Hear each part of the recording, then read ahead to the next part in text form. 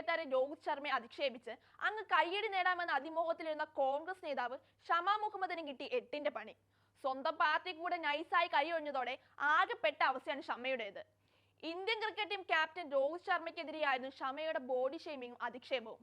രോഹിത് ശർമ്മയുടെ ശരീരഭാരം ചൂണ്ടിക്കാണിച്ചായിരുന്നു ഷമയുടെ വിമർശനം. ചാമ്പ്യൻസ് ട്രോഫി ക്രിക്കറ്റിൽ രോഹിത്തിന്റെ ക്യാപ്റ്റൻസിൽ ഇന്ത്യ സെമിയിൽ പ്രവേശിച്ചതിനു ശേഷമായിരുന്നു ഷമയുടെ വിവാദ പോസ്റ്റ്. രോഹിത് ശർമ്മ തടിയനാണെന്നും കായിക താരത്തിന് ചേർന്ന ശരീരപ്രകൃതിയല്ല, ഭാരം കുറയ്ക്കേണ്ടതുണ്ടെന്നതായിരുന്നു ഷമയുടെ വാദം. ഇന്ത്യൻ ക്രിക്കറ്റ് കണ്ട എക്കാലത്തെയും മോശം ക്യാപ്റ്റനാണ് രോഹിത് എന്നുമായിരുന്നു ഷമ അധിക്ഷേപിച്ചത്. അദ്ദേഹം ഒരു ശരാശരി ക്യാപ്റ്റനാണ്. ഇന്ത്യയുടെ ക്യാപ്റ്റനാകാൻ ഭാഗ്യം ലഭിച്ച ഒരു ശരാശരി കളിക്കാരൻ മാത്രമാണ് രോഹിത് എന്നും ഷമ കുറ്റപ്പെടുത്തിയിരുന്നു. സംഭവം എന്തായാലും കളി കാര്യമായി സ്വന്തം പാർട്ടിയും കൈവിട്ട് അവസാനം പോസ്റ്റ് ഡിലീറ്റ് ചെയ്യേണ്ടതായി വന്നു.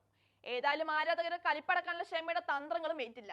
പറഞ്ഞ തെറ്റായി പോയെന്ന് മനസ്സിലാക്കി എത്രയും പെട്ടെന്ന് മാപ്പ് പറയുന്നതാണ് ഷമയുടെ രാഷ്ട്രീയ ഭാവിക്ക് നല്ലതെന്നാണ് രോഹിത് ആരാധകരുടെ ഉപദേശം.